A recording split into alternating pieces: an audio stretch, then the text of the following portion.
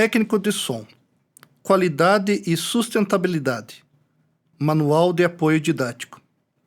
Organização: Luiz Maurício Buchholz, Luiz Vinícius Taborda Pacheco. Coordenação editorial: ABC Projetos Culturais, Alessandra Pirroncelo Buchholz. Arte telúrica: Luiz Maurício Buchholz.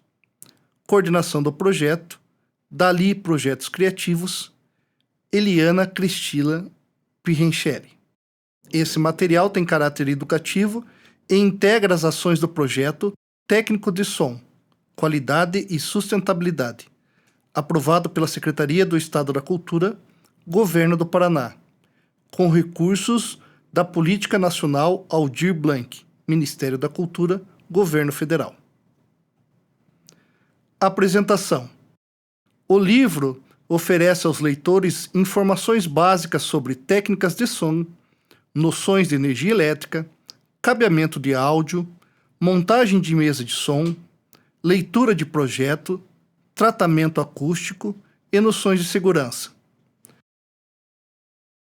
Este manual foi elaborado a partir da seleção e compilação de materiais especializados, adaptados especialmente para que o leitor consiga realizar pequenos projetos na área de áudio e som, desde instalações e configurações. Por meio das aulas práticas que o curso oferece, juntamente com o material didático, o aluno terá exemplos de equipamentos, práticas de ferramenta e configuração de instrumentos. Também teremos momentos de ambientação e resolução de problemas, para contribuir com o aprendizado. Boa leitura. Luiz Maurício Buchholz. Fundamentos de som. Para iniciar os estudos, precisamos recuperar alguns conceitos da física, trabalhados a seguir de forma que você consiga compreender como aplicá-los na vida prática.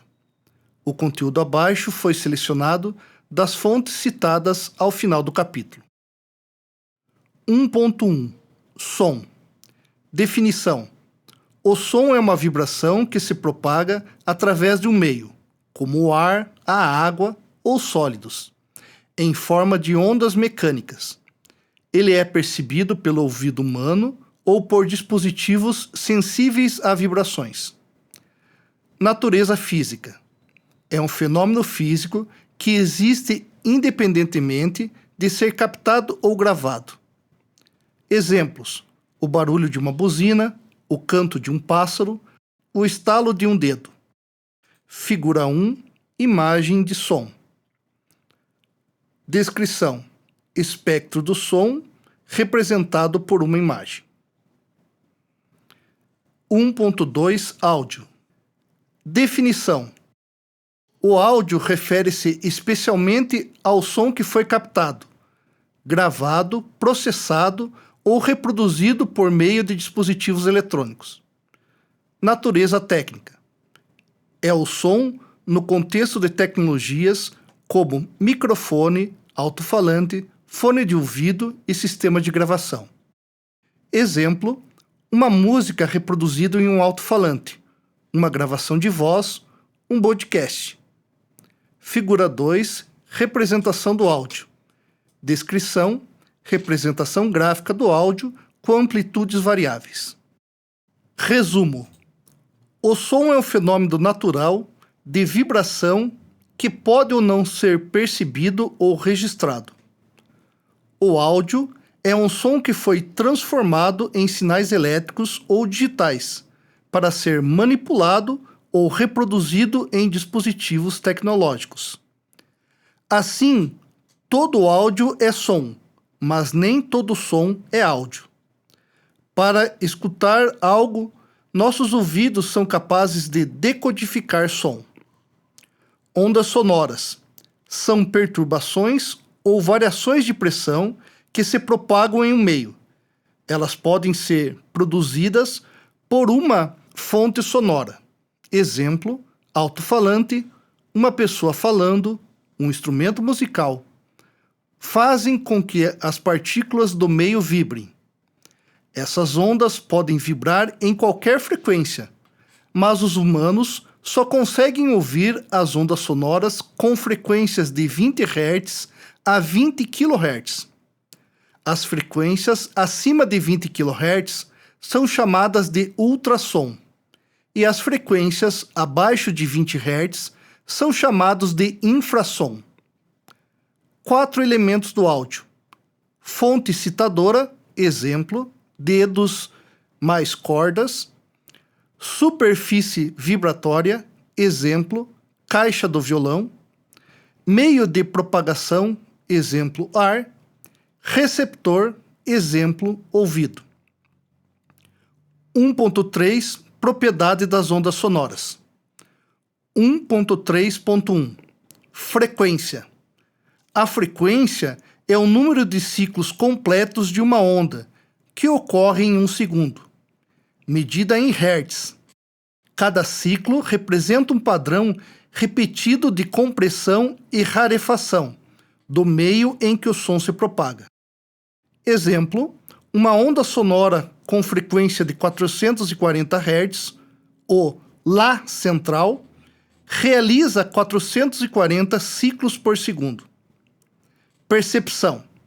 Frequências mais altas são percebidas como sons mais agudos, enquanto frequências mais baixas são sons mais graves. A frequência determina o tom do som.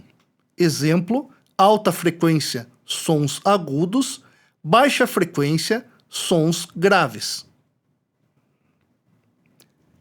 Período e frequência. Figura 3, representação de um ciclo. Descrição: período é o tempo de um ciclo completo. 1.3.2 Período.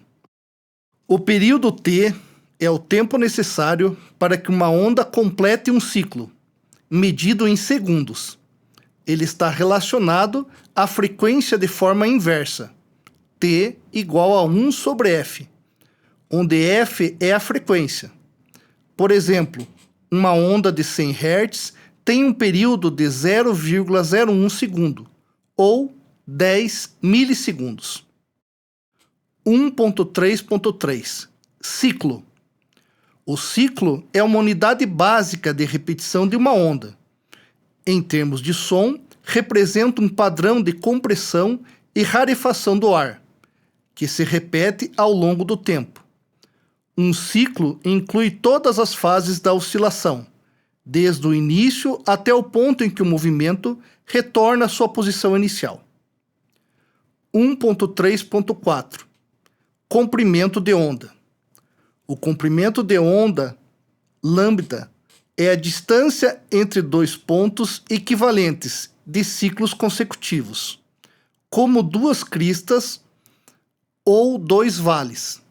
Ele é medido em metros e está relacionado à frequência e à velocidade do som pela fórmula lambda igual a C sobre F, onde C é a velocidade do som e F a frequência. Ondas de baixa frequência têm comprimento de ondas maiores, enquanto ondas de alta frequência têm comprimento de ondas menores. 1.3.5 Velocidade do som. A velocidade do som, C, é a taxa na qual a onda sonora se propaga em um meio. Ela depende da intensidade e da elasticidade do meio. No ar, a velocidade média é de cerca de 343 metros por segundo a 20 graus Celsius. Em líquido ou sólidos, o som viaja mais rápido, devido à maior densidade e rigidez do material.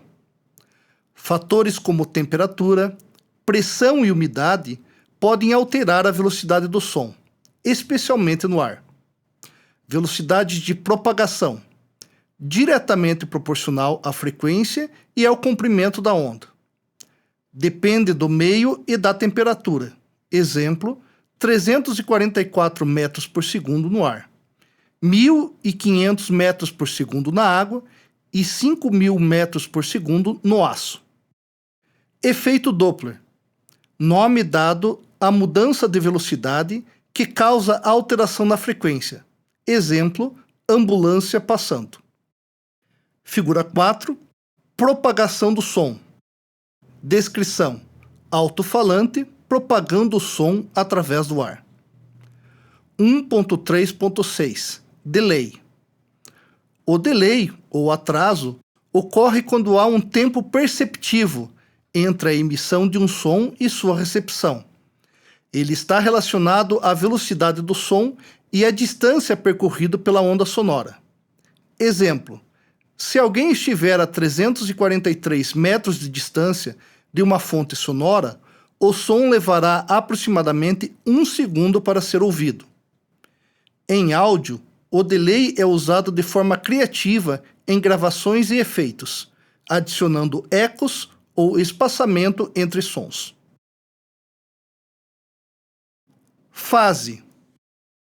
Fase depende do instante em que a onda começou, medida em graus, sendo 360 graus o ciclo completo. Importância: cancelamento, microfone, altos-falantes. Efeito: choros, flang, etc. Figura 5. Representação da fase. Descrição: graduação em graus da fase.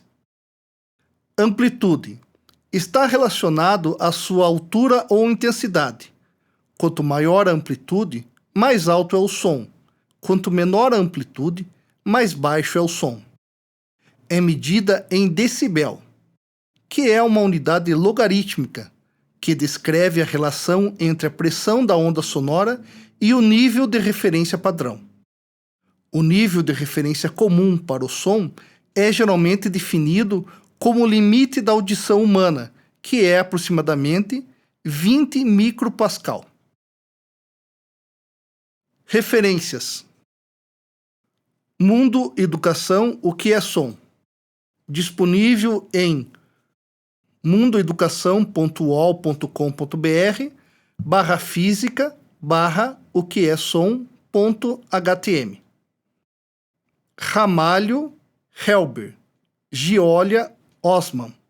Som, definição e característica. UFPE. Apresentação para aula. Disponível em slideplayer.com.br/slide 14 26 46 19. 2. Noções de eletricidade. A energia elétrica constitui a principal fonte para os equipamentos de áudio. Por isso, vamos retomar noções de eletricidade básica e eficiência energética, com base em um trecho do livro Eletricidade Verde para o Audiovisual 2024, assim como de outras referências mencionadas ao final desse capítulo. 2.2 Grandezas elétricas. 2.2.1 Tensão elétrica. Tensão elétrica é a força presente na fonte de alimentação, que é exercida sobre os elétrons livres, para que ele se movimente em um meio condutor. Tensão elétrica também pode ser definida como a diferença de potencial, DDP, entre dois pontos. Ela mede o quanto um corpo está carregado eletricamente em relação ao outro, cuja unidade de medida é o volt. A tensão elétrica alternada possui polaridade variável. Exemplo, tomada da sua casa. Figura 6. Gráfico da tensão elétrica alternada. Descrição: o gráfico da energia elétrica é composto por picos positivos e negativos, se alternando em uma determinada frequência. Por sua vez, a tensão elétrica contínua possui polaridade fixa. Exemplo, pilhas e baterias. Figura 7. Esquema de tensão elétrica contínua. Descrição: no gráfico da tensão contínua, a polaridade é sempre a mesma, nunca se alternando, por isso é representado por uma linha reta. 2.2.2 Corrente elétrica. A corrente elétrica é o movimento ordenado de elétrons em um meio condutor. a quantidade de elétrons livres em um meio condutor, corresponde à intensidade de corrente elétrica, que é representado pela letra I. E sua unidade de medida é o ampere, A. Como a corrente elétrica é um fluxo de elétrons, devemos medir esse fluxo com uma unidade de tempo. Logo, ampere significa fluxo de elétrons por segundo. 2.2.3 Resistência elétrica. A resistência é uma oposição que um material apresenta à passagem da corrente elétrica. O símbolo para resistência é a letra R, e sua unidade de medida é o ohm. Para medir a resistência elétrica de um material, utilizamos um instrumento chamado de ohmímetro.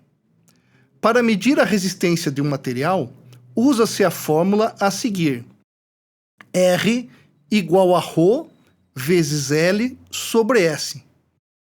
Figura 8, fórmula da resistência elétrica. Legenda: R, resistência do condutor. Ρ, resistência específica ou resistividade. L, comprimento do fio. S, área da seção reta do fio. Descrição: resistência é igual à resistividade do material multiplicado pelo comprimento do fio, dividido pela área de seção transversal do fio. Os valores da resistência elétrica variam de acordo a 4 fatores: natureza, comprimento, seção transversal e temperatura do material. 2.2.4 Potência e energia elétrica. Potência elétrica é a capacidade de realizar o trabalho ou transformar energia por unidade de tempo.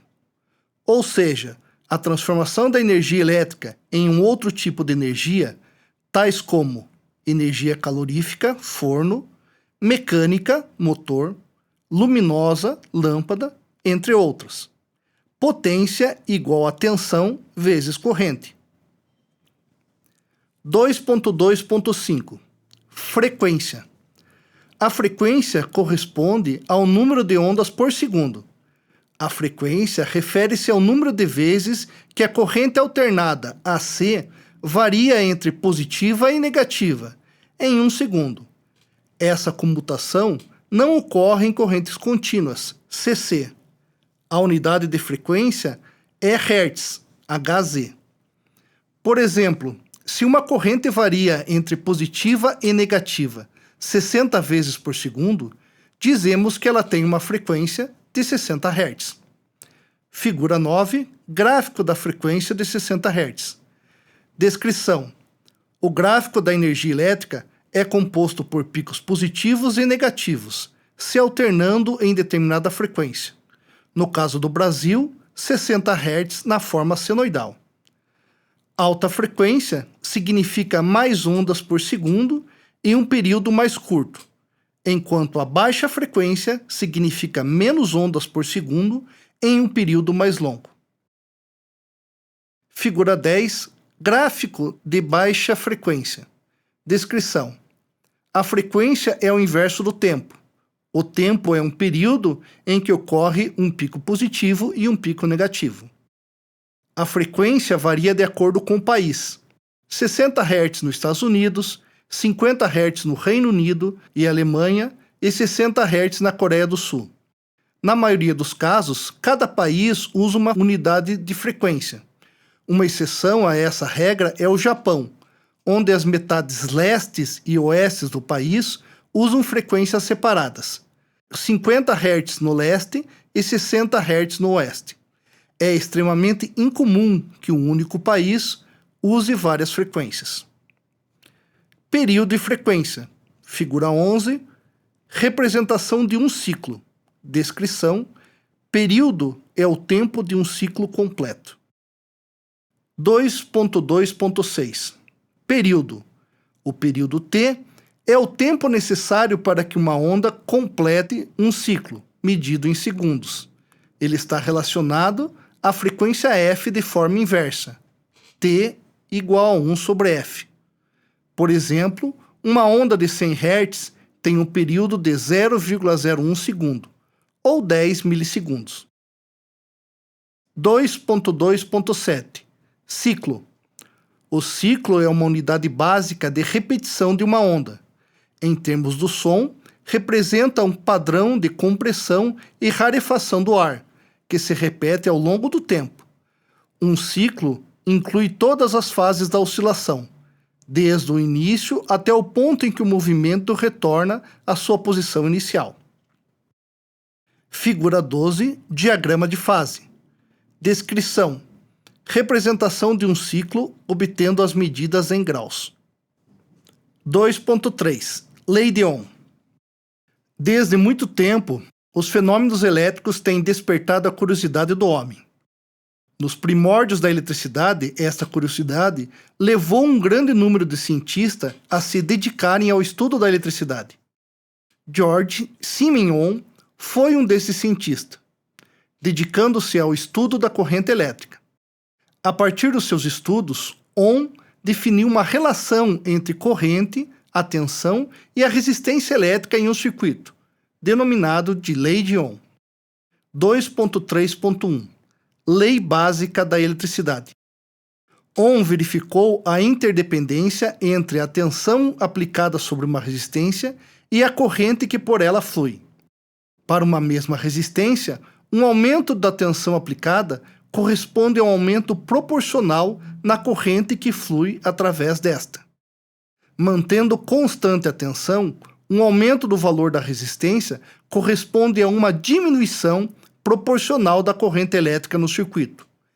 Isso se traduz da seguinte forma: a corrente que flui através de uma resistência é diretamente proporcional à tensão aplicada e inversamente proporcional à resistência. Figura 13, ilustração da Lei de Ohm. Descrição. Triângulo dividido em 3 partes. A letra U na parte superior, sobre as letras I e R na base. O esquema significa que a resistência elétrica é determinada pela razão entre a potência elétrica e a corrente elétrica. 2.4 Instrumentos de medida. Sobre os instrumentos de medida, vamos estudar as lições do professor Mário Ferreira Alves, 2007.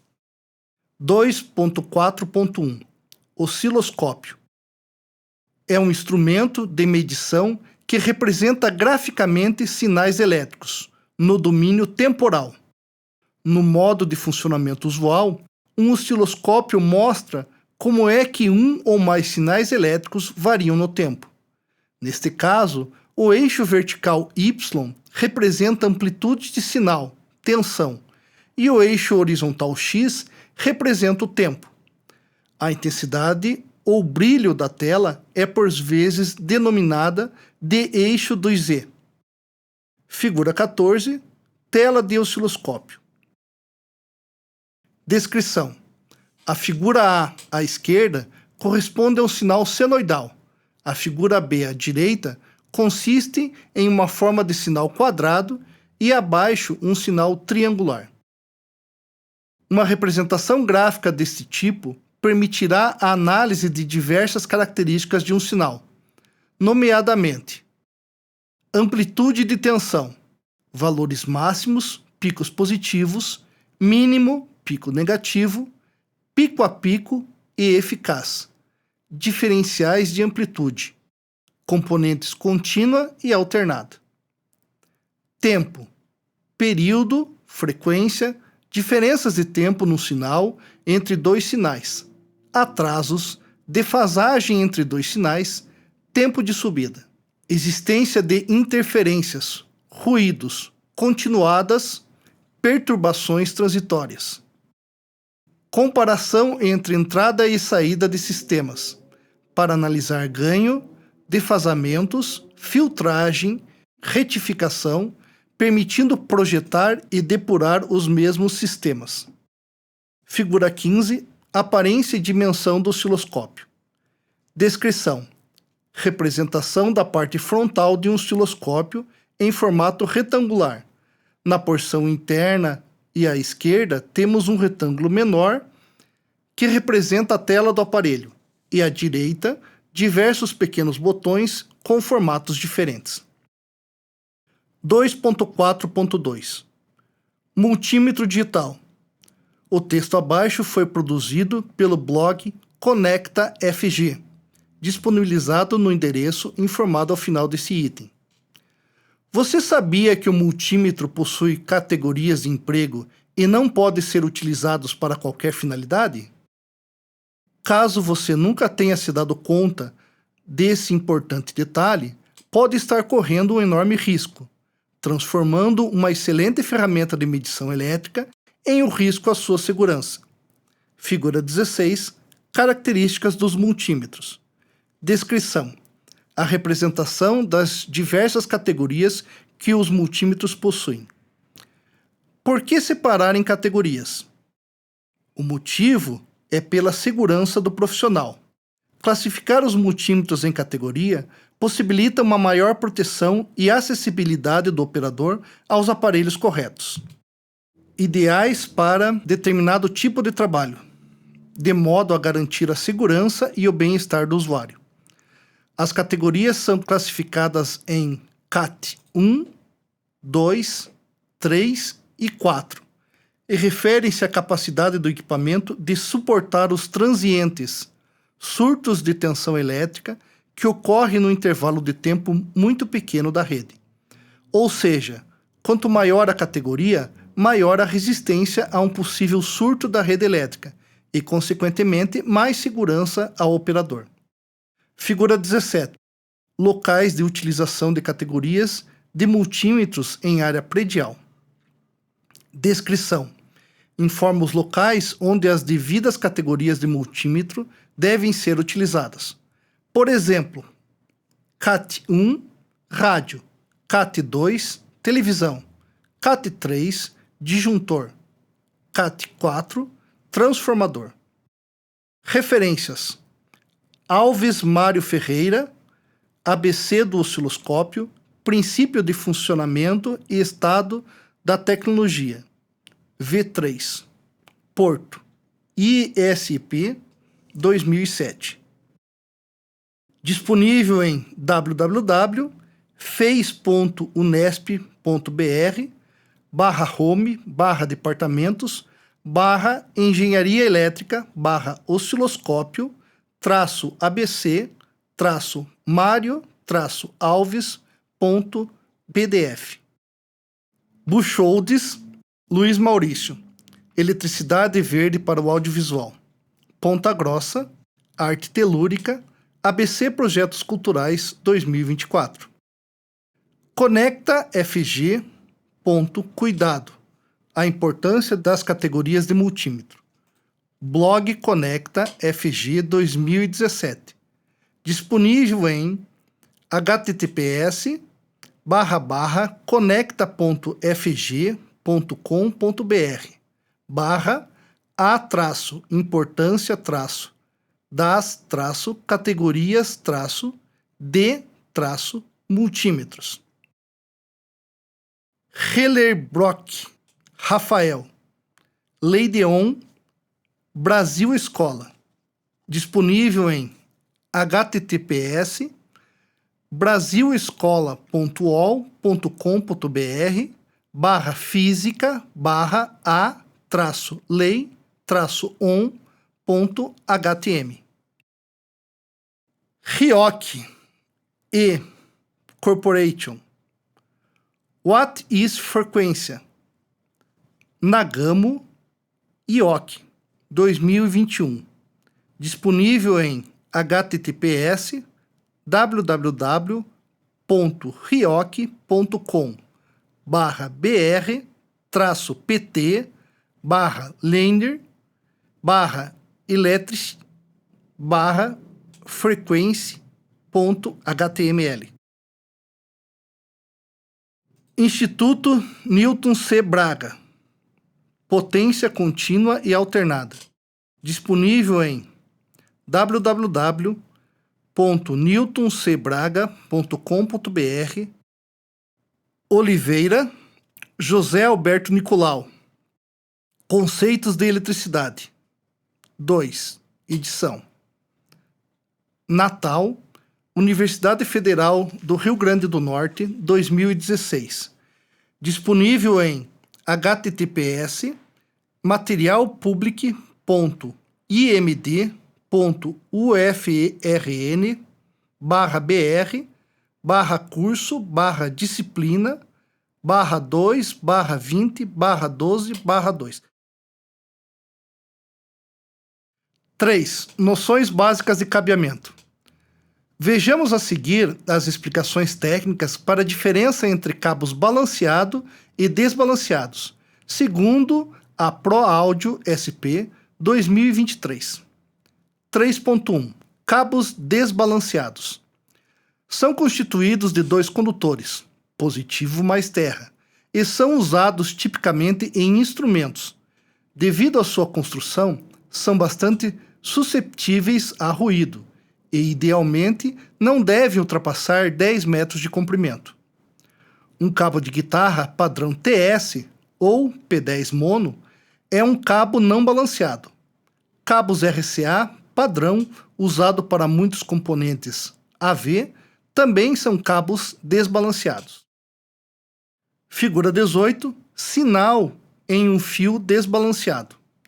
Descrição: comportamento de um sinal com ruído em um fio desbalanceado. Figura 19. Conector P10 desbalanceado. Descrição: um conector P10 desbalanceado usado em equipamentos de som. 3.2. Cabos balanceados. Possuem um terceiro condutor, positivo mais negativo mais terra. O positivo e o negativo transmitem sinais idênticos em amplitude, mas com polaridade oposta. Um espelha o outro. Esse sistema reduz significativamente interferências externas, que resultam em ruídos indesejáveis. Figura 20. Sinal em um fio balanceado. Descrição: comportamento de um sinal em um fio balanceado sem ruídos.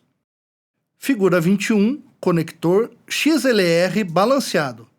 Descrição: um conector XLR balanceado com 3 terminais. Um cabo só terá a função balanceado se o conjunto de equipamentos, cabos e plugs forem ligados nas configurações balanceados. Figura 22. Direct Box ativo. Descrição: aparelho para conversão de sinais P10 em XLR. Em algumas situações, poderemos ter cabos balanceados e desbalanceados ligados juntos. Em geral, cabos longos acima de 10 metros devem ser balanceados para evitar ruídos. 3.3. Categoria de cabos. Sobre os tipos de cabos e as indicações de quando usá-los, temos como referência o site da Yamaha, marca especializada em produtos de áudio para fins profissionais. Cabos para instrumento. Conectam guitarras, teclados, etc. a um amplificador ou pré-amplificador. Transmitem sinais de baixa potência e normalmente têm conectores do tipo P10. Como são cabos desbalanceados, a regra é: quanto mais curto, menor a chance de aparecerem ruídos indesejados. Figura 23. Conectores P10 estéreo e mono desbalanceados. Jack de ligação. Descrição: 2 conectores P10, sendo um estéreo e outro mono, e um jack de ligação. Cabos para microfones. São cabos balanceados e normalmente possuem uma blindagem, fita aluminizada, malha metálica, etc., para evitar interferências externas. Possuem um conector XLR macho em uma extremidade e um XLR fêmea na outra extremidade. Alguns possuem conectores P10 ou USB para conexão direta na placa de som de um computador ou outro equipamento digital de gravação. Também podem ser usados para interligar placas de mixagem e caixas ativas, instrumentos e consoles de mixagem ou sistemas de iluminação. Figura 24. Conectores XLR macho e fêmea e conectores de painel macho e fêmea. Descrição: 2 conectores XLR macho e fêmea e 2 conectores de painel XLR, macho e fêmea. Figura 25, Combo Jack. Descrição: um conector combo onde é possível conectar um P10 ou um XLR. Cabos para alto-falantes, caixas acústicas. São cabos desbalanceados e, como transmitem correntes mais elevadas, possuem condutores mais grossos. Pelo fato de trabalharem com potência altas, são menos sensíveis às interferências causadas pelos sinais externos, que causariam ruídos nos cabos de instrumentos. Normalmente usam conectores P10, Speak-On ou equivalentes. Figura 26. Cabo Speak-On.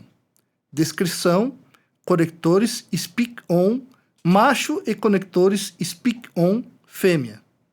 Figura 27. Cabo P10. Descrição: conector P10 macho e fêmea. Figura 28. Cabo desencapado de uso geral. Descrição: fios nas cores vermelha e preta e conectores de aperto. 3.4. Características dos cabos de áudio. Blindagem. Pode ser do tipo malha metálica, com taxa de cobertura de 70% ou superior a 90%, para proteção contra interferências de RF, ou ainda em espiral metálico, oferecendo uma blindagem menos eficiente, porém com um custo mais baixo. Flexibilidade. O manuseio do cabo é uma característica importante, considerando a sua flexibilidade. Durabilidade. Capa com alta resistência à abrasão e ruptura, resistente ao tempo, múltiplas flexões e torção. Cobre. Cobre OFHC. É desejado, mas mais importantes é verificar se a espessura ou seção transversal dos condutores está correta. Algumas empresas reduzem custos diminuindo a quantidade de cobre aplicada nos condutores. 3.5. Montagem dos conectores. Devem ter soldas bem feitas para evitar maus contatos. Tubos termos retráteis nos conectores reduzirão a movimentação dos condutores e a probabilidade de surgirem ruídos. Qualidade dos conectores. Conectores banhados a ouro melhoram o contato em um primeiro momento, mas sofrem desgastes mais acentuados que o níquel e podem perder suas características ao longo do tempo. É importante observar se a conexão é firme, sem folgas e sem movimentos que podem gerar ruídos. Comprimento. Evite comprar cabos mais longos que o necessário, pois quanto maior o comprimento, maior a chance de aparecerem ruídos. 3.5.1. Conector XLR ou conector Cannon. Foi desenvolvido por James Cannon, fundador da empresa americana Cannon Electric, posteriormente adquirida pela empresa japonesa ITT. Os conectores XLR são mais usados em sistemas de áudio e iluminação de palcos. Têm desenho circular e podem ter de 3 a 5 pinos, sendo a configuração com 3 pinos a mais usual. A grande maioria de suas aplicações em áudio é para sistemas balanceados. Figura 29. Conectores fêmea e macho. Descrição: ilustração do conector XLR 3 pinos, macho e fêmea. 3.5.2. Conector RCA. Foi desenvolvido pela empresa americana Radio Corporation of America, que o lançou no mercado na década de 40. São amplamente usados em sistemas de áudio dos mais variados tipos e foram idealizados visando minimizar a interferência em sinais de pequena amplitude. Normalmente são usados em conjunto com cabos blindados, como a malha externa, que é aterrada. A parte externa do conector macho é soldado à malha, tornando-se uma continuação da blindagem e evitando ruídos do sinal. Figura 30, conector RCA. Descrição: 3 conectores RCA. Speak-On é uma marca registrada da empresa suíça Neutrik, mas outras empresas fabricam versões similares.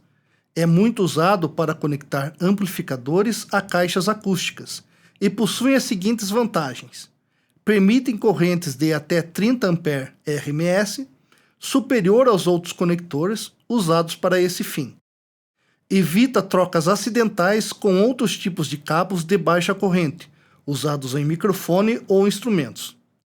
Não há possibilidade de contato humano com os condutores, evitando choques elétricos. Não permite vazamento de ar das caixas acústicas, melhorando a performance delas. Figura 31. Conector Speak-On. Descrição: um conector tipo Speak-On. Conector P, nomenclatura brasileira, ou TS/TRS, nomenclatura internacional. TS, Tip Slave, ponta manga. TRS, Tip Ring Slave, ponta anel manga. Slave manga conecta o fio terra. 2 ring anel conecta o canal direto do áudio. 3 tip ponta conecta o canal esquerdo do áudio. Em mono é o positivo. 4 isolante. Os tamanhos mais comuns são TS ou TRS 2,5 mm, conhecido como P1 no Brasil. TS 3,5 mm, conhecido como P2 no Brasil. TRS 3,5 mm, conhecido como P3 no Brasil. TS 6,35 mm ou 1/4 de polegada, conhecido como P10 no Brasil. TRS 6,35 mm ou 1/4 de polegada, conhecido como P20 no Brasil. Figura 32, conector P ou TS/TRS. Legenda: 1 malha, 2 canal direito, 3 canal esquerdo, no mono é o positivo, 4 isolantes. Descrição: 2 conectores tipo P. 3.6 Manutenção e reparo de equipamentos e cabos. Vamos estudar como fazer manutenção e reparos de equipamento e cabos com o texto elaborado por Daniel Suíno Santos. Fazer um cabo de qualidade requer um pouco de prática, mas não é nada que você mesmo não consiga fazer.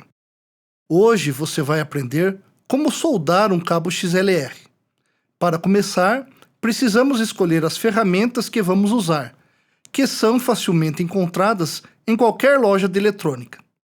Vamos precisar de ferro de solda, solda 40/60 1 mm, alicate de corte, estilete ou canivete. Vale lembrar que na hora de comprar o ferro de solda, você poderá encontrar modelos de 10 a 200 watts de potência, mas aconselho a começar por um modelo mais básico, de 30 watts, que atende a maioria dos cabos que vamos fazer. Depois, temos a solda, que também tem uma variedade enorme. Costumamos usar a 40/60, chamado assim por ter 60% de estanho e 40% de chumbo, com espessura de 0,5 mm a 2 mm. Eu uso geralmente 1 mm, que dá para qualquer tamanho de cabo ou conector. Como soldar um conector XLR? No desenho abaixo, temos o esquema de um cabo XLR balanceado simples. Diagrama do cabo XLR padrão. Macho, frente 1, 2, 3, fundo 2, 1, 3. Fêmea, frente 2, 1, 3, fundo 1, 2, 3. Figura 33, diagrama do cabo XLR padrão.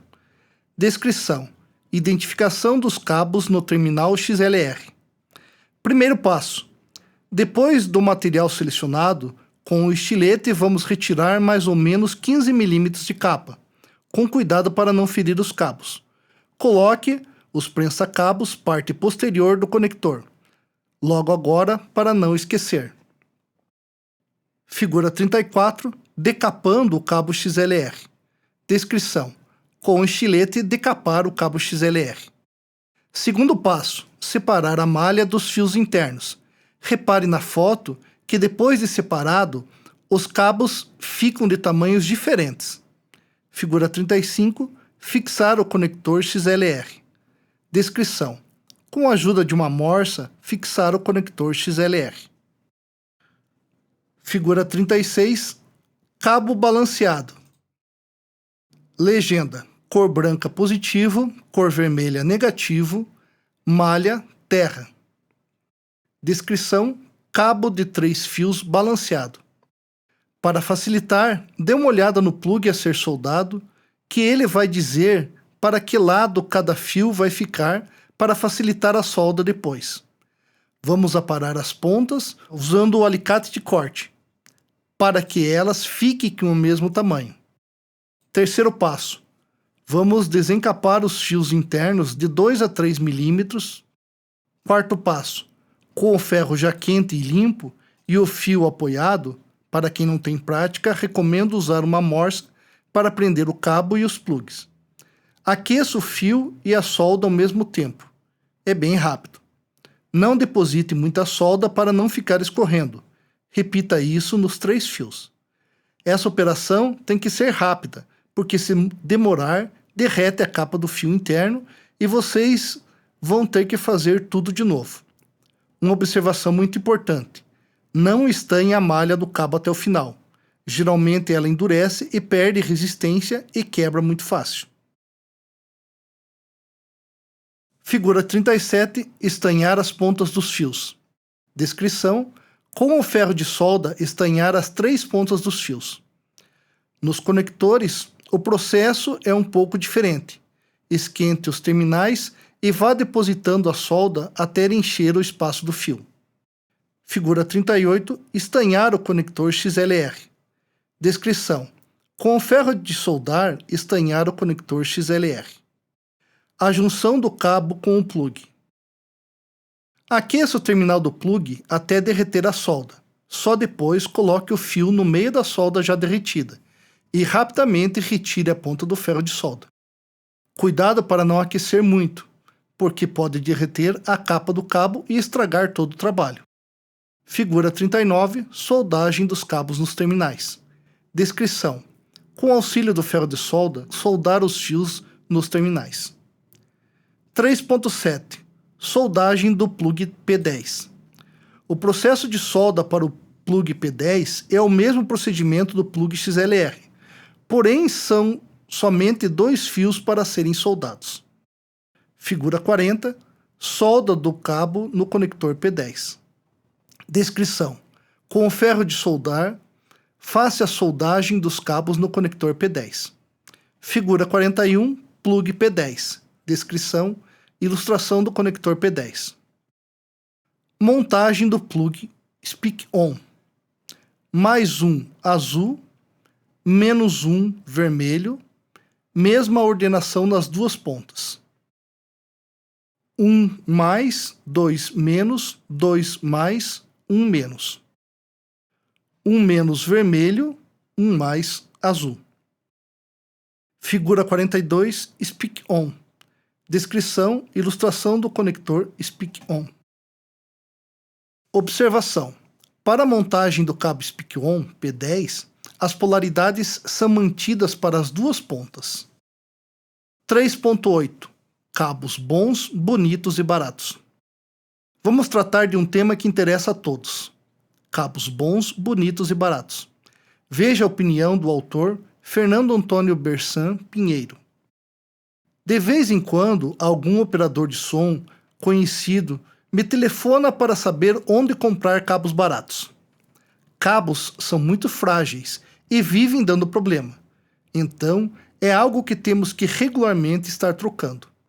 O problema é que se uma pessoa for a uma loja e comprar um bom cabo pronto, de marca, vai se assustar com o valor, pois bons cabos são muito caros. Evidente que existem os baratos, mas de qualidade duvidosa. E então, o que fazer? Eu não compro cabos, eu mesmo monto os meus. Por incrível que pareça, são simples e fáceis de fazer. desde que a pessoa tenha habilidade com solda. Mesmo que não tenha, é fácil conseguir quem faça. Vou dar o exemplo de um cabo para microfone com conector XLR P10. A lista de compra é a seguinte: metros de cabo balanceado de boa marca, ou seja, 2 condutores internos mais malha. É um cabo que poderá ser aproveitado depois se a mesa mudar para o modelo profissional, com entradas XLR. Compre a metragem que achar necessário, mas pense grande. Sobra é sempre bom. Figura 43. Cabo balanceado. Descrição: figura de um cabo balanceado de 3 vias. Se for montar uma grande quantidade de cabos, algo próximo a 100 metros, é melhor comprar logo um rolo de 100 metros. Comprar assim significa bons descontos em relação ao preço por metro. Conectores XLR fêmea. Existem os genéricos e os de marca. Evidente que a qualidade e a durabilidade acompanharão os preços. Existem plugs que derretem se a solda esquentar demais e podem ocasionar folgas nos plugs dos conectores. Figura 44, conector XLR. Descrição: ilustração de um conector XLR. Se escolher os genéricos, pelo menos escolha os menos piores. Faça assim: conecte um plug fêmea em um plug macho e tente torcê-los. Compre o que tiver a menor folga. Também evite os plugs XLR onde a parte de trás, que é enroscada na parte da frente, de metal, de plástico. São muito frágeis e quebram logo. Prefiro os plugs ou totalmente metálico ou com a parte traseira de borracha. Conectores P10 de marca. Evite ao máximo os conectores genéricos em plugs P10. Eles são bem mais baratos, mas sua durabilidade é mínima.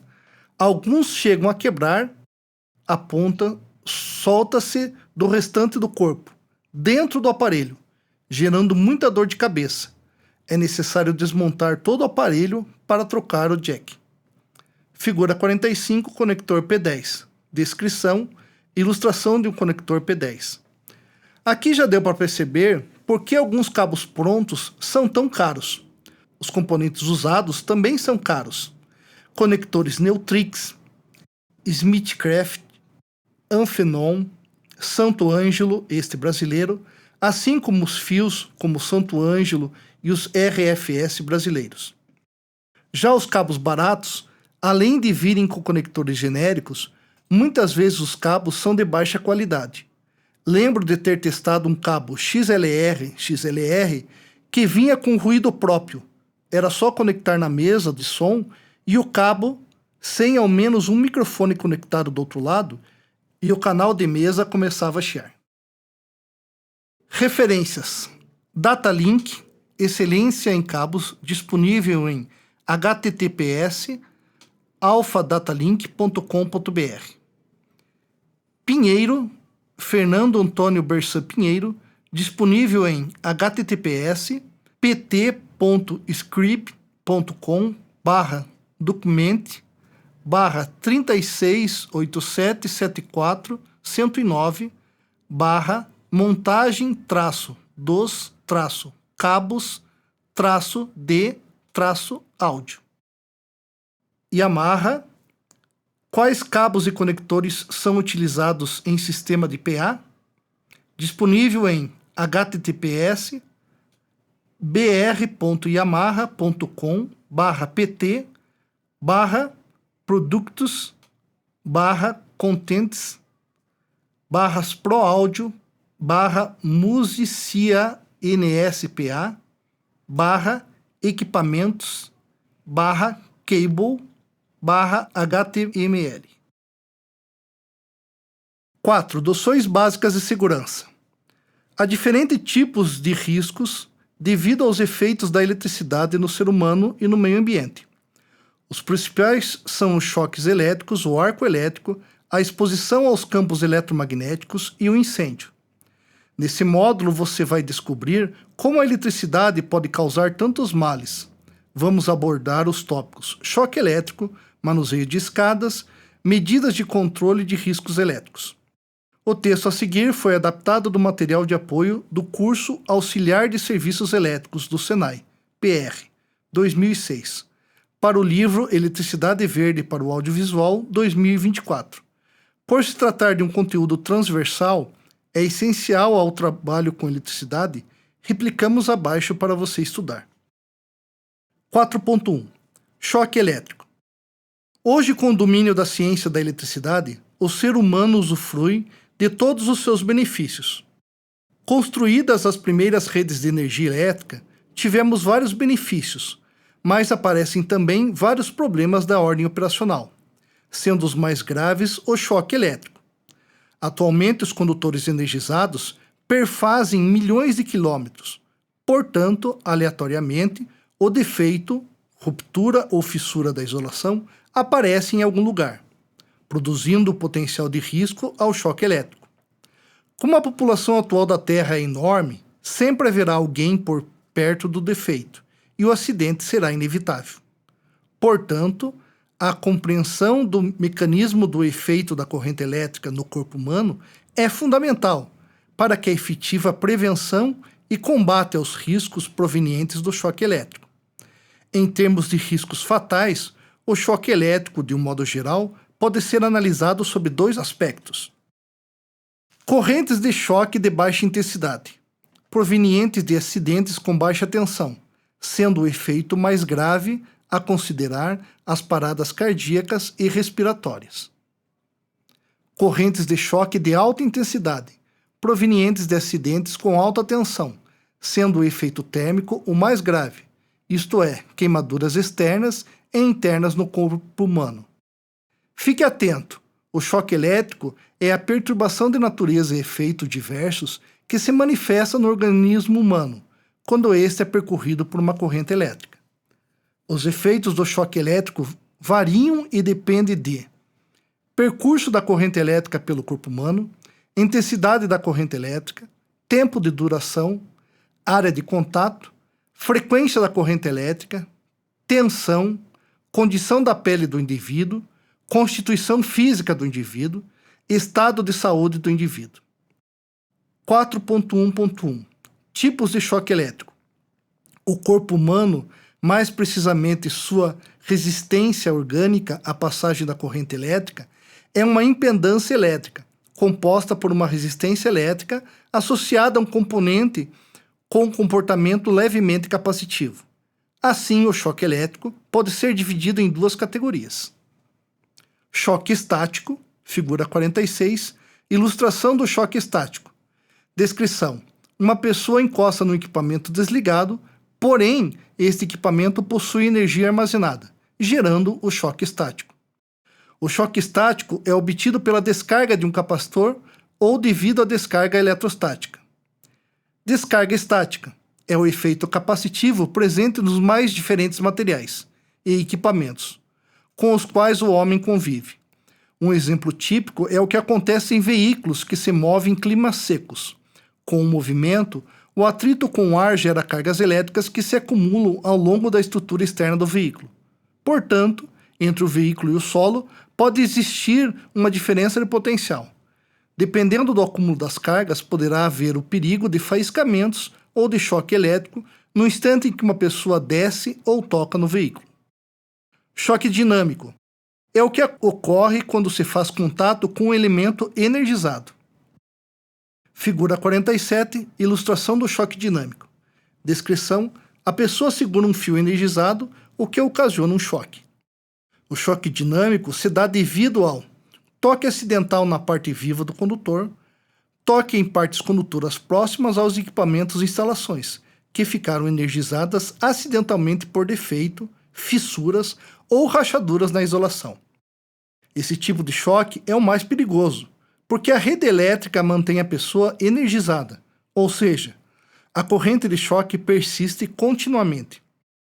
O corpo humano é um organismo resistente, que suporta bem o choque elétrico nos primeiros instantes, mas com a manutenção da corrente passando pelo corpo, os órgãos internos vão sofrendo consequências. Isso se dá pelo fato de o choque elétrico produzir diversos efeitos no corpo humano, tais como elevação da temperatura dos órgãos devido ao aquecimento produzido pela corrente de choque, tetanização rigidez dos músculos, superposição da corrente do choque com as correntes neurotransmissoras que comandam o organismo humano, criando uma pane geral, comprometimento do coração, quando o ritmo de batimento cardíaco e a possibilidade de fibrilação ventricular, efeito de eletrólise, mudando a qualidade do sangue, comprometendo a respiração, prolapso, isto é, deslocamento dos músculos e órgãos internos da sua devida posição, comprometimento de outros órgãos, como rins, cérebro, vasos, órgãos genitais e reprodutores. Os choques dinâmicos podem ser causados pela tensão de toque ou pela tensão de passo. 4.1.2 Proteção contra choques elétricos. O princípio que fundamenta as medidas de proteção contra choques elétricos, conforme a NBR 5410 de 2004, pode ser resumido por: partes vivas da instalação elétrica não devem ser acessíveis. Massa ou partes condutivas acessíveis não devem oferecer perigo, seja em condições normais, seja em particular, em caso de alguma falha que as tornem acidentalmente vivas. No caso 1, o choque elétrico acontece quando se toca inadvertidamente a parte viva do circuito de instalação de energia elétrica. Acontece somente quando duas ou mais partes do corpo tocam simultaneamente duas fases ou uma fase e a massa aterrada do equipamento elétrico. Nesse caso, a corrente elétrica do choque é atenuada pela resistência elétrica do corpo, resistência do calçado, resistência do contato do calçado com o solo, resistência da terra no local dos pés no solo, resistência do aterramento da instalação elétrica no ponto de alimentação de energia. Neste caso, devem-se promover medidas de controle básicos que visem impedir o contato com partes vivas perigosas, em condições normais, como, por exemplo, isolação básica ou separação básica, uso de barreiras e invólucros e limitação de tensão. No caso 2, o choque ocorre quando regiões neutras ficam com diferenças de potencial, devido a um curto-circuito na instalação ou nos equipamentos. Devem-se notar que esse tipo de choque a pessoa está tocando ou pisando regiões ou elementos não energizados da instalação. Porém, no momento de curto-circuito, ou mais precisamente durante estes, estas áreas neutras ficam com diferença de potencial, advindo daí o choque elétrico. Neste caso, devem-se prover medidas de proteção supletivas que visem suprir a proteção contra choques, em casos de falha da proteção básica, como por exemplo, equipotencialização e seccionamento automático de alimentação, isolação suplementar e separação elétrica. 4.1.3 Fatores determinantes da gravidade do choque. Os principais fatores que determinam a gravidade do choque elétrico são percurso da corrente elétrica, característica da corrente elétrica e resistência elétrica do corpo humano. 4.1.4 Espraiamento de corrente de choque elétrico. Devido à diferença da resistência elétrica e das seções transversais das várias regiões do corpo humano, a corrente que provoca o choque elétrico sofre dentro de um indivíduo uma distribuição diferenciada, um espraiamento. Portanto, o efeito da corrente do choque se dá de maneira diferenciada no corpo humano. Desse modo, os efeitos térmicos são mais intensos nas regiões de alta intensidade de corrente, podendo produzir queimaduras de alto risco. Já na área de baixa densidade de corrente, o calor produzido é pequeno, em virtude da área da região do tórax ser maior.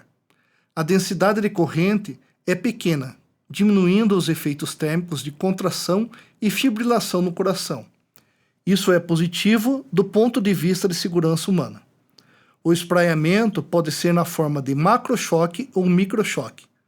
O macrochoque é definido quando a corrente de choque entra no corpo humano pelo lado externo. Figura 48. Ilustração do macrochoque. A energia se distribui de maneira diferente em determinados organismos. No exemplo ilustrado, a energia entra pela mão, passou pelo coração e saiu pelos pés, ocasionando o macrochoque. A corrente que entra pela pele invade o corpo e sai novamente pela pele. Ou seja, o corpo humano está em toda a sua resistência no trajeto da resistência elétrica da pele humana.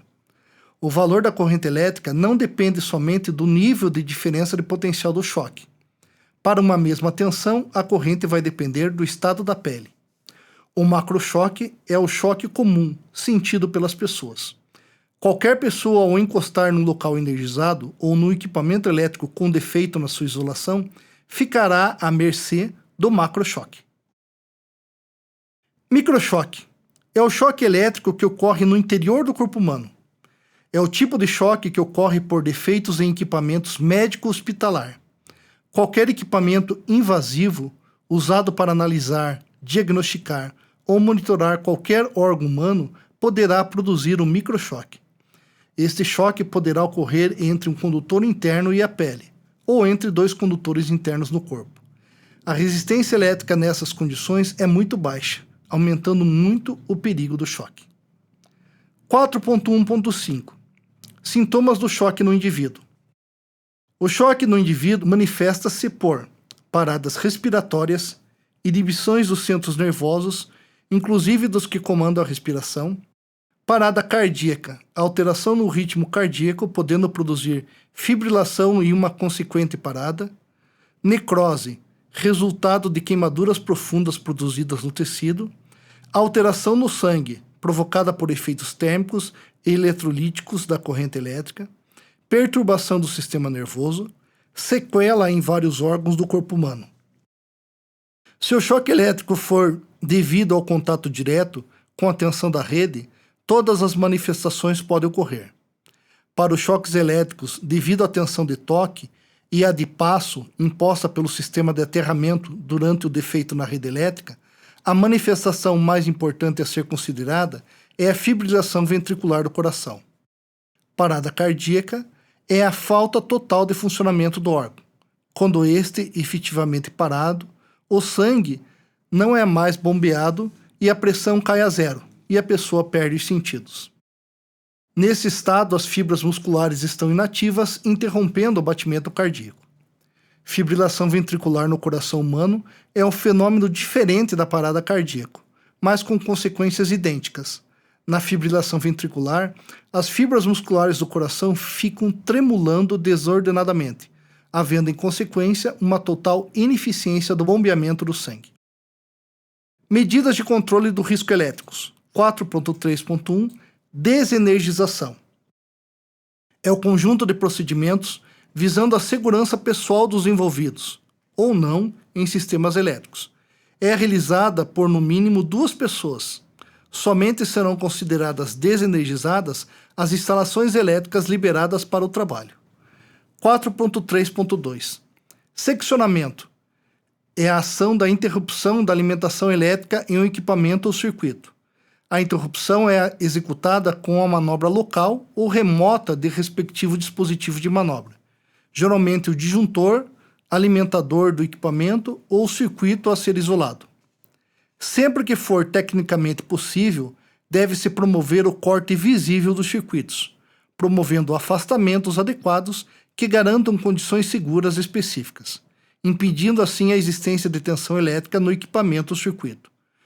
O seccionamento tem maior eficácia quando há a constatação visual da separação dos contatos, abertura seccionadora, retirada de fusíveis, etc.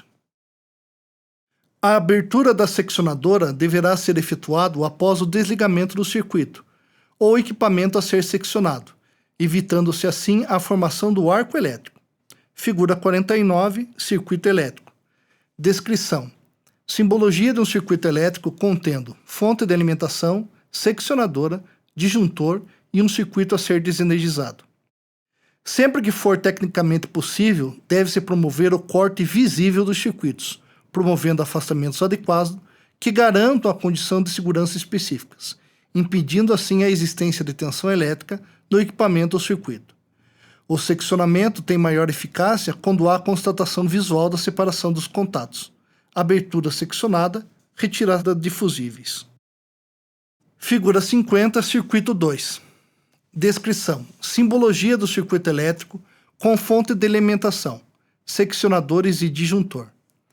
A abertura da seccionadora deve ser efetuada após o desligamento do circuito ou equipamento a ser seccionado, evitando assim a formação de arco elétrico. 4.3.3 Impedimento de reenergização. É o processo pelo qual se impede o religamento acidental de um circuito desenergizado. Esse impedimento pode ser feito por meio de um bloqueio mecânico, como por exemplo, uma seccionadora de alta tensão, utilizando cadeados que impeçam a manobra de religamento pelo travamento da haste de manobra, retiradas dos fusíveis da alimentação do local, travamento da manoplas dos disjuntores por cadeado ou lacre, extração do disjuntor quando possível. Figura 51, impedimento de reenergização. Descrição e ilustração do suporte para cadeado para impedimento de reenergização. 4.3.4 Instalação da sinalização de impedimento de energização. Esse tipo de sinalização é utilizado para diferenciar os equipamentos energizados dos não energizados, afixando-se no dispositivo de comando do equipamento principal um aviso que ele está impedido de ser energizado.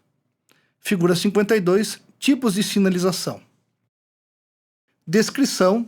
A sinalização é feita através de placas que contêm dizeres: perigo, alta voltagem, não opere; perigo, homens trabalhando em máquinas, não toque esse equipamento. A sinalização deve ser clara e de fácil compreensão. Somente depois de efetuada todas as etapas descritas anteriormente, o equipamento ou circuito estará em estado desenergizado, podendo assim ser liberado pelo profissional responsável para a intervenção. Porém, o mesmo pode ser modificado com alteração de ordem das etapas ou mesmo com acréscimo ou supressão de etapas, independentemente das particularidades do circuito ou equipamentos a ser executada a desenergização e aprovação profissional responsável. Os procedimentos acima deverão ser executados em todos os pontos possíveis de alimentação do equipamento, circuito a ser desenergizado. 4.3.5 Aterramento. Os sistemas de aterramento devem satisfazer as prescrições de segurança das pessoas e funcionais da instalação. O valor da resistência de aterramento deve satisfazer as condições de proteção e de funcionamento da instalação elétrica. Ligações à terra. Qualquer que seja a sua finalidade, proteção ou funcional, o aterramento deve ser único em cada local da instalação. Para casos específicos, de acordo com as prescrições das instalações, o aterramento pode ser usado separadamente, desde que sejam tomadas as devidas precauções. Aterramento funcional. É o aterramento de um ponto do sistema da instalação ou do equipamento, destinado a outros fins que não a proteção contra choques elétricos. Em particular, no contexto da seção, o termo funcional está associado ao uso do aterramento e da equipotencialização para fim de transmissão de sinais e de compatibilidade eletromagnética. Aterramento do condutor neutro. Quando a instalação for alimentada diretamente pela concessionária, o condutor neutro deve ser aterrado na origem da instalação.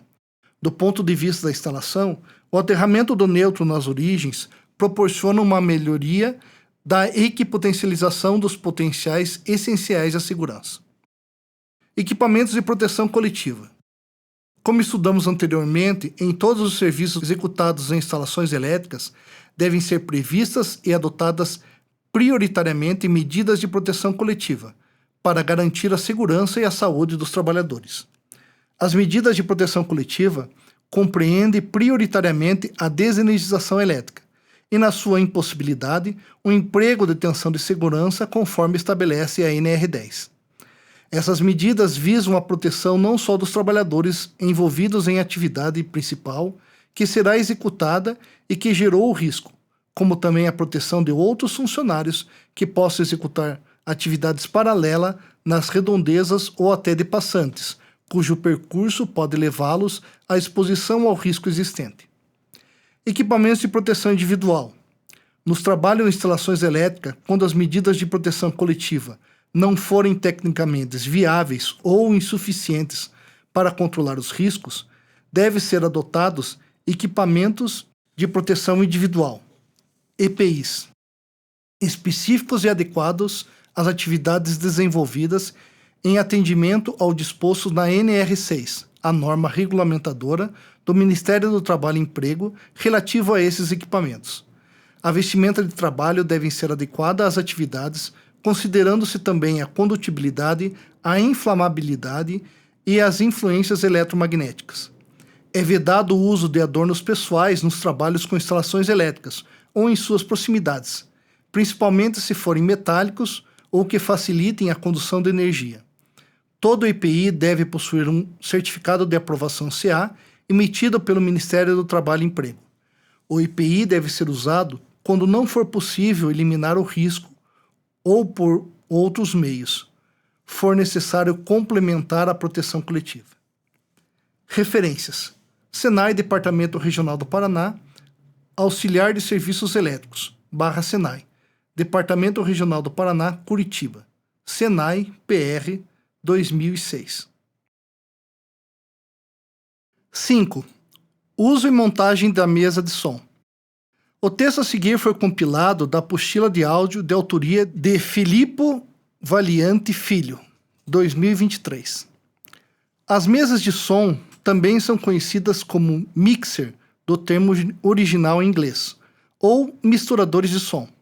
São responsáveis por controlar, equilibrar os volumes da maneira correta e regulando o sinal de cada canal para o melhor resultado possível. Conexões. É possível encontrar controles diferentes, mais ou menos controles, nomes e ordens diferentes, porém, isto é o essencial das menores às maiores e melhores mesas de som. Na parte de trás da mesa, ou em algumas na parte superior, temos as entradas de canal, input, geralmente com 2 jacks, um para o plug XLR balanceado, onde devem ser ligados microfones e direct boxes, outra com plug P10 para sinal de linha desbalanceado, podendo utilizar somente uma das 2 entradas de cada canal por vez. Figura 53, conexão de entrada, plug combo, mesa, som de voice, MC4BT. Descrição: 2 entradas de plug com os dizeres Profession, 4 channel mixing, mic/line, mais 48V, Phantom 1-2. Chamamos de sinal de linha ou sinal vindo direto de um instrumento, DEC, CD player ou ainda saídas de linhas de combo para instrumentos.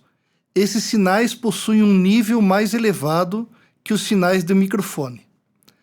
Logo na entrada do canal encontramos o controle de ganho, Gain Trim Sensitive. Esse controle atenua ou reforça o sinal de entrada. É importante não o confundir com o volume, que atua na saída do canal. Atenuamos o ganho quando o canal está distorcendo, saturando, e aumentamos o ganho quando percebemos que está faltando sinal na entrada da mesa. Após o ganho, podemos encontrar o botão Pad, ou -20 dB, que atenua o sinal de entrada. Usa-se nos canais com sinal de linha na entrada. Figura 54, controles rotacionais de ganho, -60 até 0. Descrição: 3 botões vermelhos rotacionais com graduação de -60 a 0. Muitas das mesas que possuem 2 jacks de entrada por canal possuem um circuito interno equivalente ao pad no jack P10, dispensando a chave externa do pad. Outras mesas, mesmo que com um jack de entrada, podem receber níveis mais altos na entrada, com um ganho mínimo, também dispensando o pad.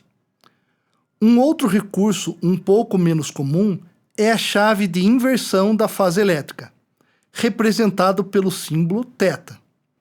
Esta chave inverte os pinos 2 e 3 do jack XLR, positivo e negativo.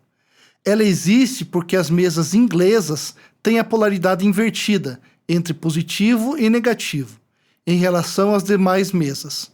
Logo, seus cabos também são invertidos. Assim, com este recurso, podemos utilizar qualquer cabo na mesa. Na entrada dos canais, também temos o botão que liga o Phantom Power.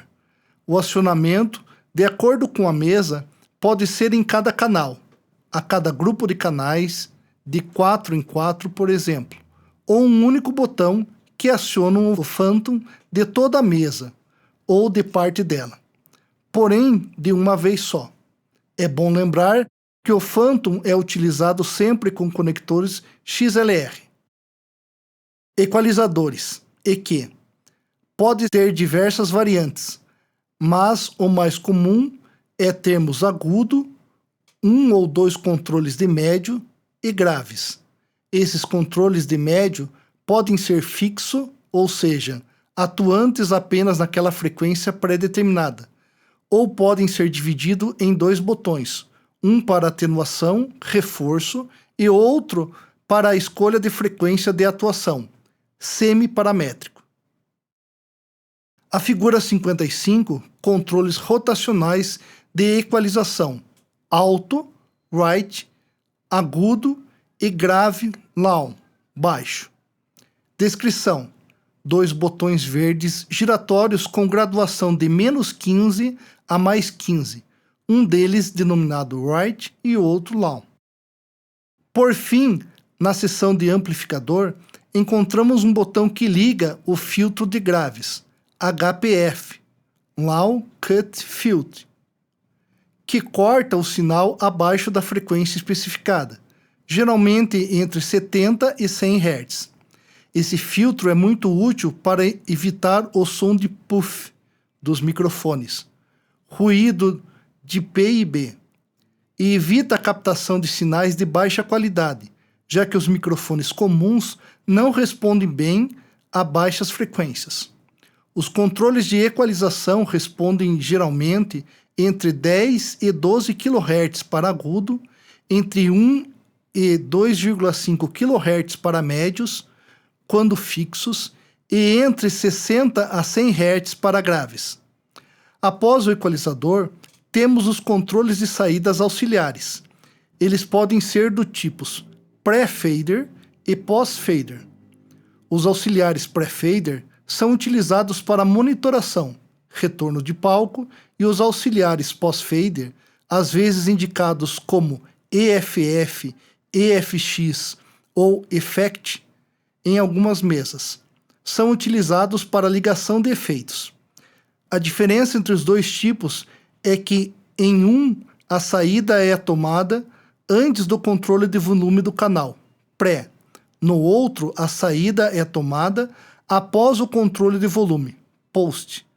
E, portanto, se cortarmos o volume do canal, cortamos também a saída auxiliar. Algumas mesas possuem um botão que determina se os auxiliares serão pré ou post-fader. Figura 56, botão de aperto EFX, seleciona os efeitos e controle dos efeitos rotativos, delay e repeat. Descrição: botão retangular à esquerda EFX, dois botões rotacionais à direita com graduação de 0 a 10, um deles denominado delay e o outro repeat. Prosseguindo, encontramos mais um botão giratório, só que esse leva o som junto com ele para o lado que você ouvira.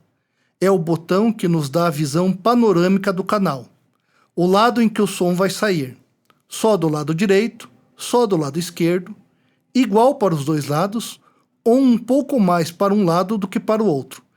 Esta é a função do botão PAN.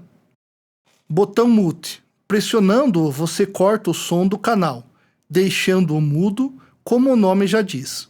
Junto dele, costumamos ter alguns LEDs, aquela luzinha colorida que na verdade é um componente eletrônico. Esses LEDs são um para indicar que o canal está com mute acionado, outro para indicar que há sinal na entrada do canal, menos 20 dB, sinal SIG.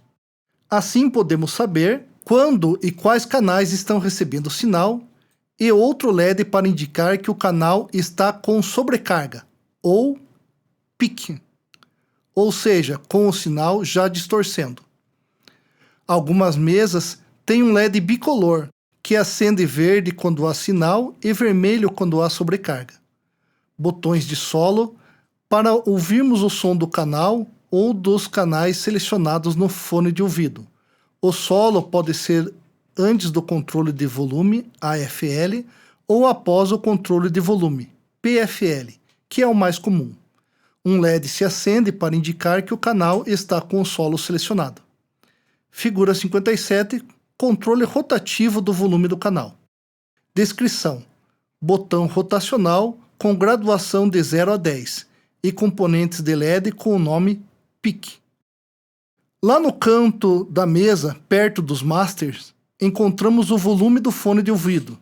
Em algumas mesas, um botão para a seleção entre AFL e PFL. Figura 58, controle rotativo do volume do fone de ouvido. Descrição: botão rotacional para a graduação de 0 a 10, com o nome fones. Chegamos, enfim, ao final do canal. Desculpe o trocadilho.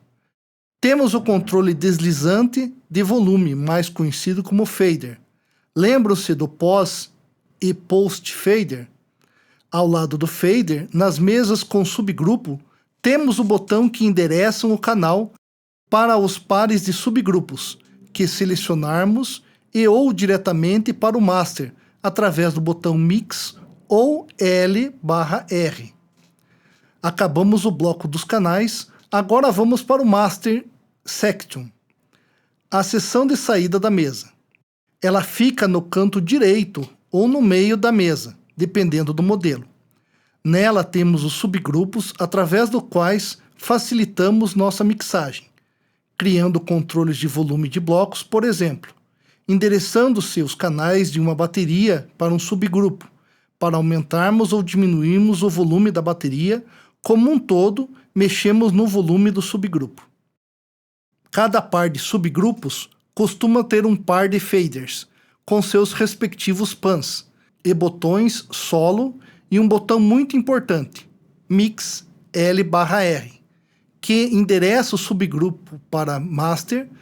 Assim ele pode funcionar como subgrupo ou como um submaster, mas um master para alguma outra função. E agora ele, o tão falado, o tão importante, o grande master. O master é o volume principal da mesa. Pode também ser indicado como L/R ou MAN. Hoje é cada vez mais comum as mesas possuírem o master estéreo normal e mais um master mono, com mistura dos dois canais, sendo que podemos usar as saídas como mono e estéreo ao mesmo tempo. Junto ao master, costumamos ter botões de solo e botão de mute, geral da mesa. Figura 59, controle rotativo principal da mesa de som master. Descrição: controle rotativo de graduação de 0 a 10 com o nome MAN. Todos esses controles que foram vistos possuem seus respectivos jacks para conexão, saídas do master mono e estéreo, subgrupos, vias auxiliares, control home, tape out e fones de ouvido, e entradas de aux, tape in, talkback mic e, obviamente, as entradas de cada canal. Outra conexão que pode existir nos canais subgrupo e master é a insert, que pode aparecer como um único jack P10, estéreo ou jack in e out. As conexões de insert são como se a fábrica da mesa deixasse que nós ligássemos outros equipamentos direto no circuito, abrindo e enviando o sinal para algum equipamento, que o processaria e o devolveria o sinal processado no mesmo local, no meio do canal antes do fader ou antes do fader do master. Usamos as conexões de insert para ligação de outros equipamentos, ou como direct outs. Direct outs são saídas ligados junto com o conector de entrada do canal para que se possa enviar o sinal para um gravador ou para outra mesa. Quando existe apenas o jack insert, usamos cabo Y para ligação de algum equipamento. No caso, inserimos o plug P10 pela metade até a primeira trava para o insert funcionar como direct out. Figura 60. Todos os controles de determinado canal. Descrição: barra retangular na vertical com representações dos botões quadrados e circulares. 5.1 Ligação e operação. Ligamos microfones, instrumentos e playbacks na mesa. Mandamos o sinal de mesa para ele através da saída auxiliar e retornamos por um canal ou aux return. Ligamos os processadores em seguida do outro, ou através de cabos Y nos inserts. Na primeira maneira, ligamos a saída do equipamento na entrada do próximo. Quando utilizamos inserts, ligamos o pé do Y no insert desejado da mesa e ligamos as outras pontas conforme a pinagem mais adiante. Na entrada do primeiro equipamento e a outra na saída do último. Interligamos os equipamentos com cabos de saída de um para a entrada do outro. A vantagem de utilizarmos os inserts das mesas é de manter um cabeamento mais organizado, além de facilitar a utilização do multicabo, que pode ser ligado só na mesa, sem precisar ser esticado até o rack. Após os processadores, o sinal chega às potências, indo então para as caixas acústicas. PA e retorno. Utilizam potências e processadores diferentes. Os retornos são ligados a partir de saídas auxiliares e as potências a partir do master da mesa. PA é uma abreviação de Public Address e é o som que é dirigido ao público. Os siders são uma espécie de mini PA que funcionam como retorno e são encarados como tal. Exemplo de um esquema de ligação típico para um sistema de som. Figura 61. Organograma definindo ligações do sistema de som.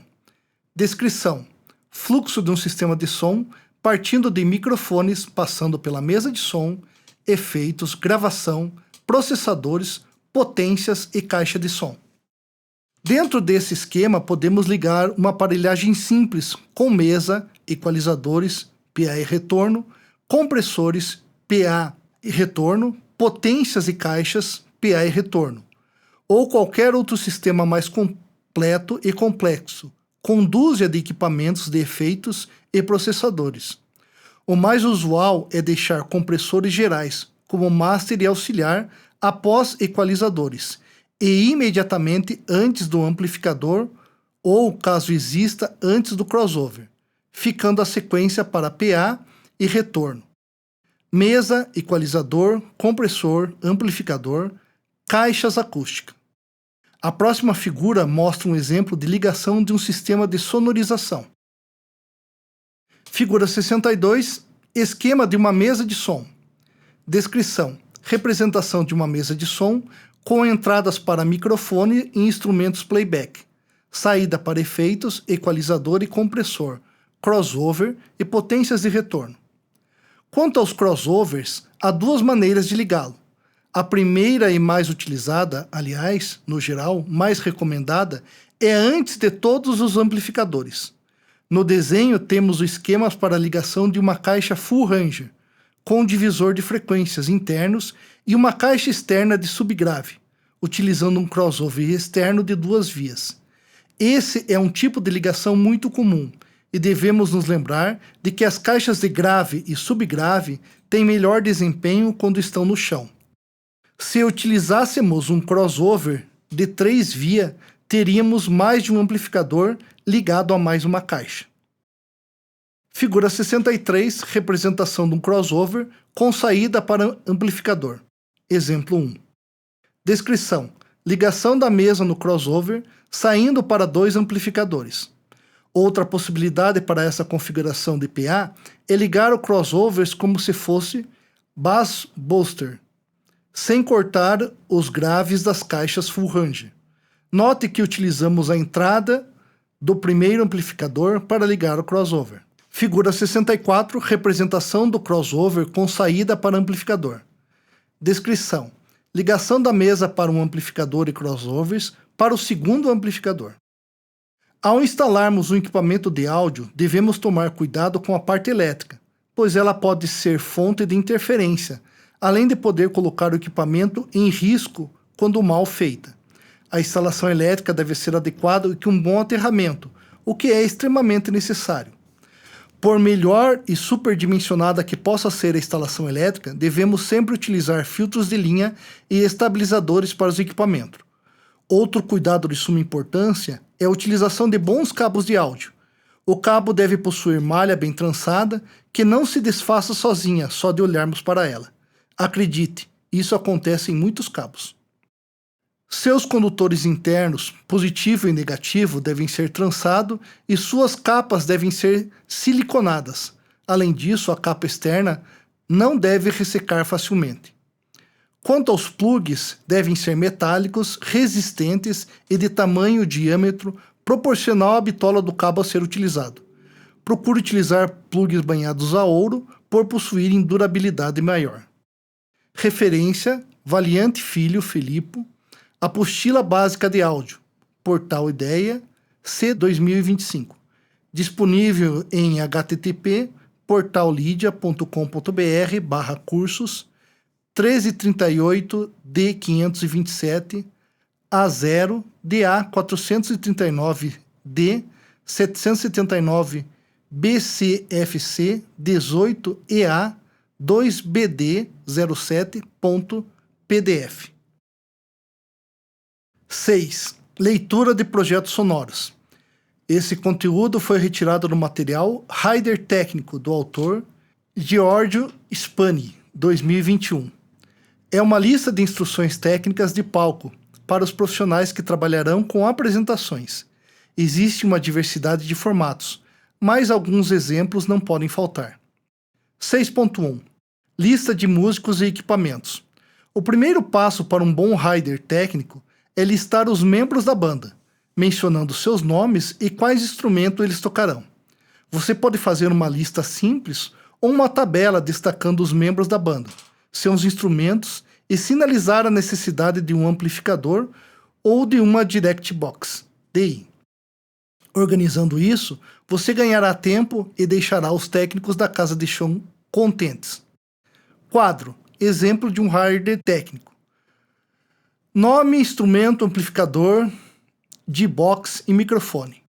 Gabriel, voz, não amplificador, não DI, microfone KSM 58.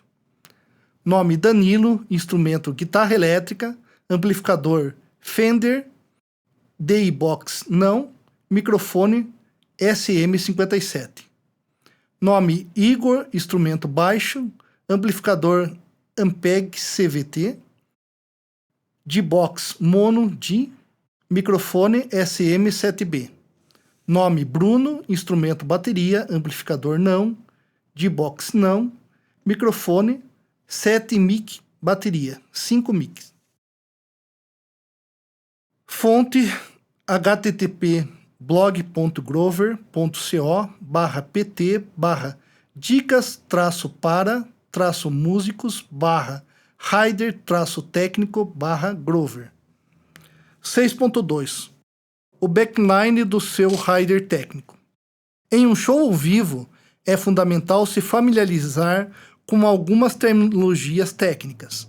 Um dos termos mais usados quando estamos falando no rider técnico é o backline, que se refere a todo equipamento que será necessário no palco para o artista se apresentar.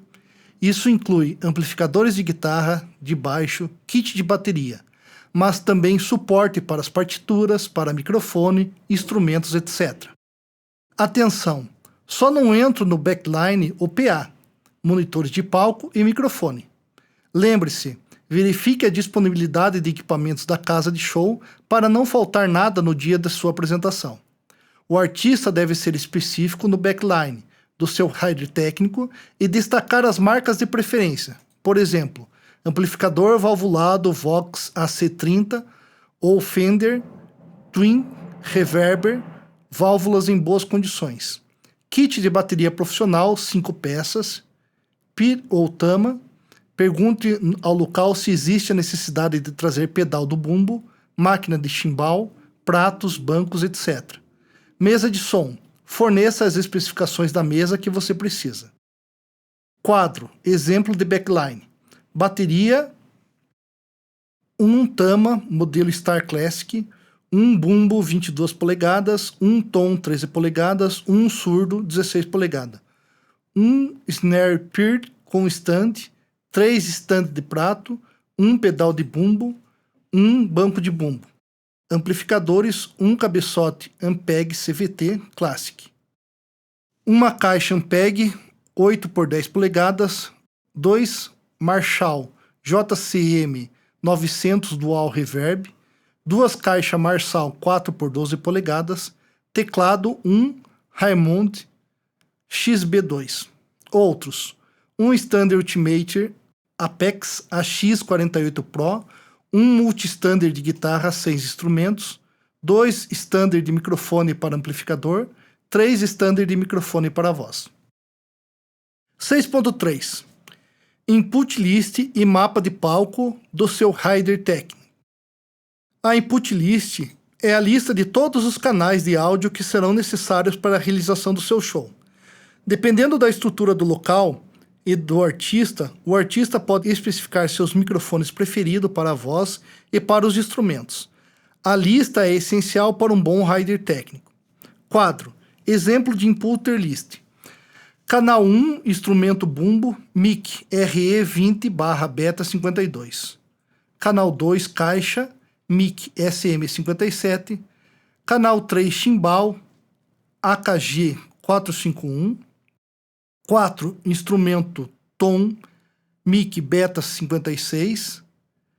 Canal 5, surdo beta 56. Canal 6, prato L, mic AKG 451. Canal 7, prato R, mic AKG 451. Canal 8, instrumento baixo, mic DI ativo. Canal 9, guitarra, mic SM57. Canal 10, instrumento vocal 1, mic beta 58.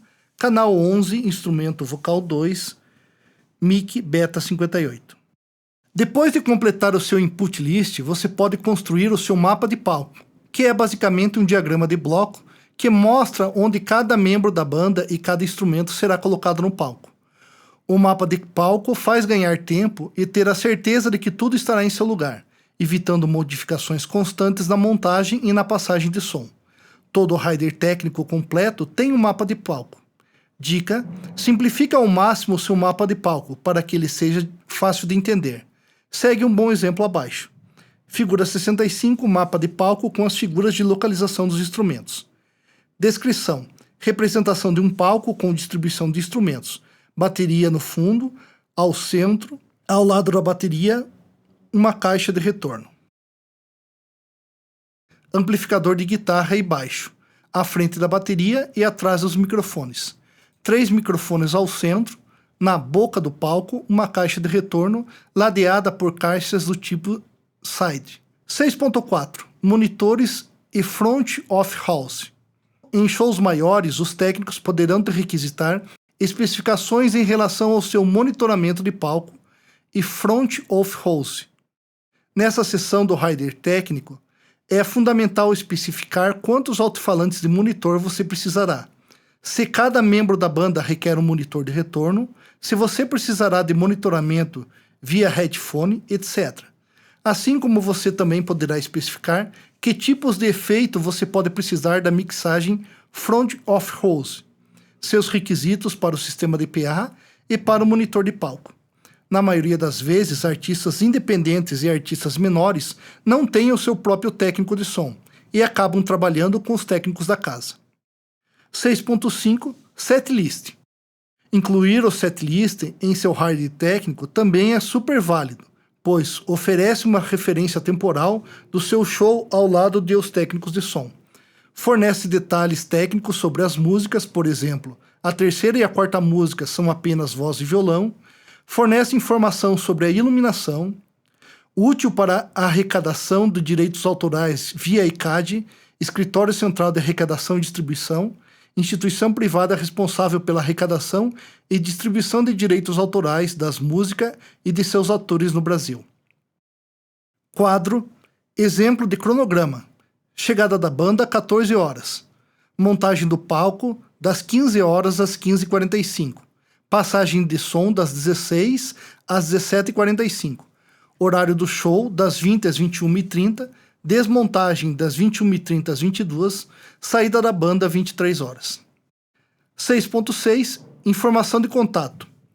Por último, mas não menos importante, inclua o contato do produtor que estará representando a banda no dia do show.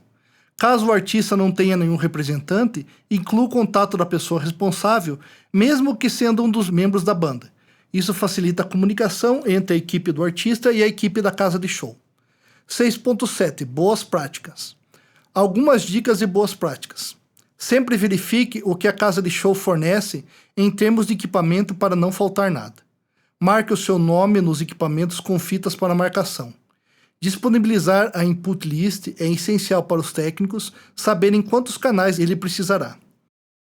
Use plataformas para montar o seu RAID técnico e o seu mapa de palco, tais como Musicotech e Technic Rider, ou contate um profissional que poderá fazer com você. Avise a casa de show quem compõe a sua equipe, técnicos de som, luz, hold, etc. Avise a necessidade de qualquer equipamento externo específico que você precisará para a sua apresentação. Mantenha um bom diálogo com a equipe da casa de show. Isso será muito importante para a organização e sua realização do seu show. Referência: Spanini, George. Rider técnico, como escrever um bom rider técnico. Dicas para a música. Tradução de Max Lebling, Groover, Block 2021. Disponível em https://pt/dicas-para-músicos/rider-técnico/Grover.